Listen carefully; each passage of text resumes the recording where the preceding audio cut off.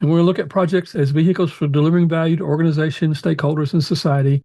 And then we're going to talk about the project management principles as foundational guidelines that support sound strategy, decision-making, and problem-solving.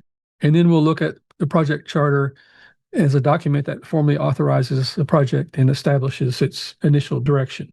So these topics will help us explain the purpose and guidance authorization of projects.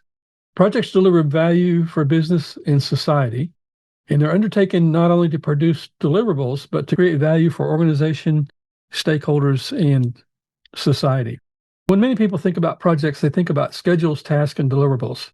And those things matter, but the current view of project management and PMI reminds us that projects are undertaken to create value. So a project's not successful simply because the work was completed, which was kind of the old view. It's successful when the work contributes something of worth, importance, or usefulness to the organization and its stakeholders. Projects exist in a broader system for value, meaning they should connect to strategy, desired outcomes, and expected benefit. The value may be financial, such as revenue or productivity, but it may also be non-financial, such as improved compliance and stronger reputation or better service or some community benefit or environmental improvement. There's this broader understanding that its value that we need to focus on is important because it helps us see projects not just some kind of technical effort, but as a purposeful investment that we should matter to both business and society. So some examples of value. Project value can take many forms, including business results, stakeholder benefits, and positive social impact. So once we understand that projects are intended to create value, the next question is what value looks like. In practice, it can take several forms. We talked about that a little bit, but a project may create a customer or end user value by delivering a product or service that solves some kind of real problem. It may create organizational value by improving efficiency, productivity, effectiveness, or responsiveness. It may create strategic value by helping the organization move forward to some desired future state or support important transition. And they may also create social value through positive social or environmental or community contributions. And some projects may help sustain value by protecting continuity, preserving prior benefits, or strengthening long-term capability. And this is all important because it reminds us that project success should not be judged by whether or not tasks are completed, but whether meaningful benefits were created. And the project principles that were introduced in PMBOK 7, why do they matter? Well, project management principles provide a foundational guidance for how projects are led, decisions are made, and problems are addressed. And at the foundational level, it's important to understand that project management principles are not the same as a checklist of tasks or a sequence of steps that we're going to do. Instead, principles are broad guidelines that help project leaders and teams determine how to think, act, and respond in different situations. They matter because projects rarely unfold as exactly planned. I think I heard someplace Stanley Kubrick, the guy that did 2001: A Space Odyssey, he has a quote that says, "Planning is hazardous."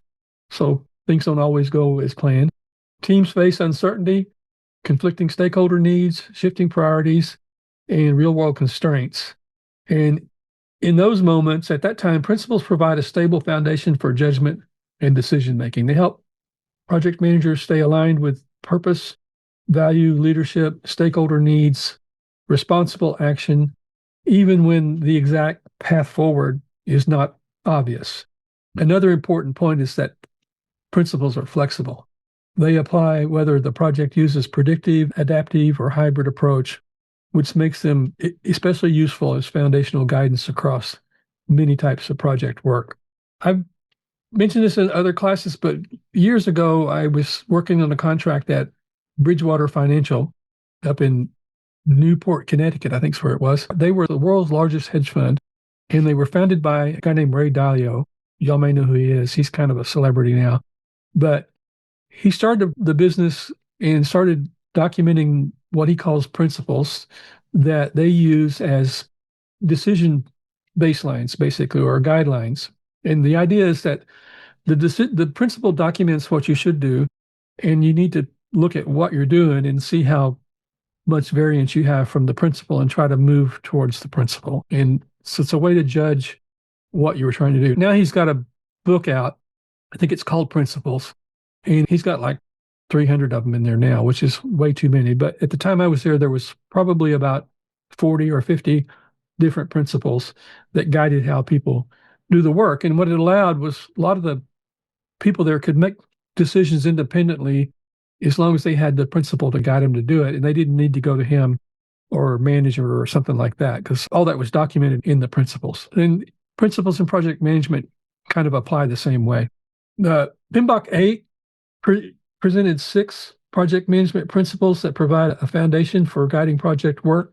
So PMBOK 7 had 12 principles in it, and they included stewardship, team, stakeholders, value, systems thinking, leadership, tailoring, quality, complexity, risk, adaptability, resiliency, and change, which was a good thing. And so PMBOK 7 is the first time the PMI ever had come out with these principles, a principle-based kind of approach to project management. In PMBOK 8, PMI kept that principle-based approach, but they refined and consolidated those ideas into 6 broader principles, such as adopt a holistic view, focus on value, embed quality into processes and deliverables, be an accountable leader, integrate sustainability within all project areas, and build an empowered culture. And this change reflects PMI's effort to make principles more actionable and easy to apply in practice. So PMI took it and brought them down into 6. It makes it a lot easier to remember them all. The first principle, holistic view, encourages teams to see the project as part of a larger system of people, processes, strategy, and technology. The second one, focus on value, reminds us that projects exist to create meaningful benefits and outcomes and not just complete tasks. And this is the main principle, if you will, now. The third is embed quality into processes and deliverables. So this is the concept of qualities built into processes and products. It emphasizes building quality into the work from the beginning rather than checking for it at the end. The fourth principle, be an accountable leader, highlights integrity, responsibility, fairness, and leadership behaviors that build trust and guide teams effectively.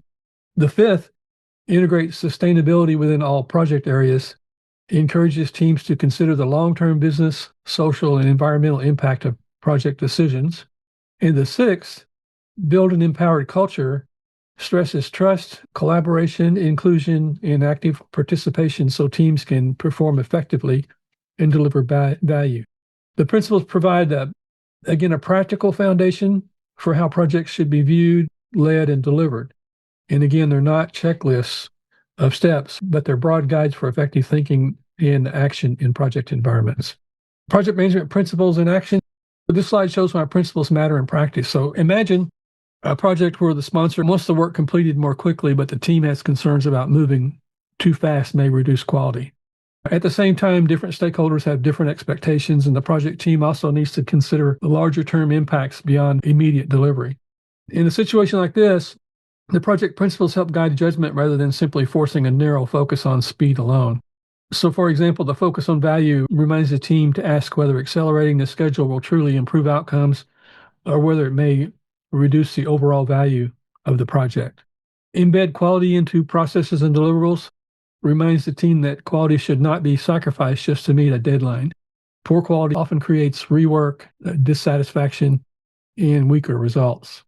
The be accountable leader means that the project leader must communicate honestly and take responsibility and make decisions that are responsible and defensible. Adopt a holistic view encourages the team to think about how a scheduled decision may affect stakeholders, downstream work, risk, and organizational goals. And the build empowered culture reminds the team that good decisions are strengthened when people can raise concerns and share insights and contribute openly. The key points that principles do not give a single automatic answer, but they do provide a foundation for better decision making, and they help teams respond thoughtfully when trade-offs and complexity and competing priorities are present. This is the same way the principles worked at Bridgewater. You looked at the situation, you looked in the principles, guidelines, and figured out which one applied to your situation, and then you can base your decision on that. And like in this case, the team could make that decision maybe without going outside of the team to do it, something like that. So there's examples like the principles work that way. Modern project management emphasizes value delivery, we've been talking about, and it's sort of a new thing, a new focus. Back probably not too long ago, the focus mostly was on meeting scope, schedule, and cost, the triple constraints. We've moved a little beyond that, and so modern project management focuses not only on completing the work, but on delivering outcomes, benefits, and value. In traditional project management discussions or perspectives, success was often judged mainly by whether or not we met those triple constraints. And those things still matter, but we now emphasize a broader idea, and that's the value delivery. So in other words, a project is not successful solely because the work is completed. I think I've said that about 4 times now, maybe more. It's successful when outcomes, benefits, and value that matter to society. So this perspective, it's important because there's some well-known projects out there that perform poorly on traditional constraints, yet they delivered extraordinary long-term value. One example is the Sydney Opera House. It is frequently cited as having been delivered about 10 years late and roughly 1,300% over budget. And under the narrow traditional view, this project would be a technical failure. But from a value perspective, it's become an internationally recognized cultural landmark in a UNESCO World Heritage Site, creating an enduring societal tourism and cultural value. Another example, and we see evidence from it every day now, is the James Webb Space Telescope. The U.S. General Accounting Office reported that substantial cost growth and schedule delay during its development, but the telescope has been recognized as one of NASA's most complex and consequential science missions. And from a traditional constraints perspective, the project faced major challenges. But from a value perspective, it's already generated major scientific capability and long-term strategic value for space science and human knowledge in general. So there's examples like this everywhere. But the Boston Dig is another good example. What they do is they help us just illustrate the modern project management viewpoint. That and the goal is not to just ignore schedule, cost, and scope, but it's to recognize that deliverables matter because they enable the benefits and value. Okay, now we're going to talk about the project charter. This course covers the life cycle pretty much of a traditional project. And the project charter is part of what the PMBOK 8 calls the initiating focus area. We used to call it the initiating process group, but they've changed that. And I like the focus area because it makes it broader. You can look at initiating an agile project or initiating a hybrid project. All projects have a beginning and a middle and an end. So this is a good turn. So what is a project charter? Well, the project charter formally authorizes the project and establishes its initial purpose, direction, and authority. After we think about this modern emphasis on value delivery, the next question is, how is the project going to be launched? And what's the formal launch? What's the role of the project charter? And I think in the adaptive world, they have things like a project data sheet. They call it different things, but it still serves this role of a project charter. And it's the document that officially authorizes the project and gives it a recognized starting point within the organization. And it connects the project to a business need, opportunity, problem, strategic objective, the long-term value, which is important because projects should begin with a clear purpose rather than just a list of tasks. The charter provides that initial direction. It identifies high-level objectives, expected outcomes, and the value that the project is intended to create, that vision statement. In addition, it helps clarify early leadership and accountability by identifying the sponsor involvement and establishing responsibility for moving the effort forward. Another important function of the charter is that it gives the project manager the authority to begin organizing resources and initiating project work. So at this stage, the charter is still a high-level document. It's not a project management plan. However, I've seen some project charters that are big documents. It should be a small, high-level document. The recommendation used to be try to keep it down to 1 or 2 pages because it shouldn't contain detailed schedules, budgets, or task assignments. It should provide enough authorization and direction, strategic direction, for the project to officially begin. So in simple terms, the project charter turns the project idea into an authorized project effort. Core elements of the project charter. The project charter provides the essential high-level information needed to define, justify, and authorize the project. Once a project is authorized conceptually, the next question is what information the charter should include. It's a high-level document, so its purpose is not to provide every detail, but to capture essential information needed to define, justify, and authorize the project. A strong project charter begins with the project's purpose or business need. A lot of times this can be the vision statement for the project, or it could be a business case, especially if it's some kind of internal, like an improvement project or something, or a transformation project, something like that. But it's the elevator pitch, if you will, that describes what the project is all about. It explains why the project exists, what the problem, opportunity, or strategic objective it is intended to address. It should also identify high-level objectives, which describe what the project is expected to achieve at a high level. In addition, the charter usually outlines scope and major deliverables at a broad level, so there's an initial understanding of what's included and what's not included. The charter should also identify key stakeholders and the sponsor, since projects require support, oversight, and alignment with those affected by the work. It's also helpful to document any assumptions, constraints, and high-level risks that we know about, because those factors shape early expectations and help decision makers understand the project context. Another important element is the project expected benefits or value. Since modern project management emphasizes why the project matters, not just what it'll produce. And finally, the project charter should clarify the authority of the project manager to and include some form of approval for authorization. So all these elements together provide enough clarity and legitimacy for the project to move into the more detailed planning and execution stages of the project. And I can't tell you how many projects that I've worked. For a long time, I was kind of a project rescue kind of guy, working for a consulting company.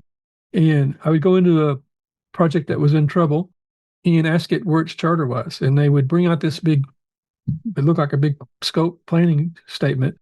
The problem with it was so broad that nobody really understood what needed to be done. And they didn't have this high level vision and purpose for the charter. And so we'd sit down and do a charter and redo a lot of the planning. And we were able to rescue a lot of those projects by just getting people to understand what the project is going to do, what the high level scope is, who's responsible and accountable for getting the project going, and how the project is going to be organized. We'd have all that, and we solve a lot of projects that way. In conclusion, the effective project delivery begins with a need or an opportunity, and it's guided by principles and value delivery, and is formally launched through the project charter. So it's helpful to bring all this together, that projects begin with some kind of problem to solve, or a need to address, or an opportunity to pursue. And from the beginning, the project management principles will help guide how we think, how we make decisions, and how we respond to challenges. Modern project management also emphasizes that projects are just not about doing work. It's about creating outcomes and benefits and value for the organization, its stakeholders, and it's in the society that it works in. So the project charter then serves as the formal bridge from the idea to action by authorizing the project and establishing its initial purpose, direction, and authority.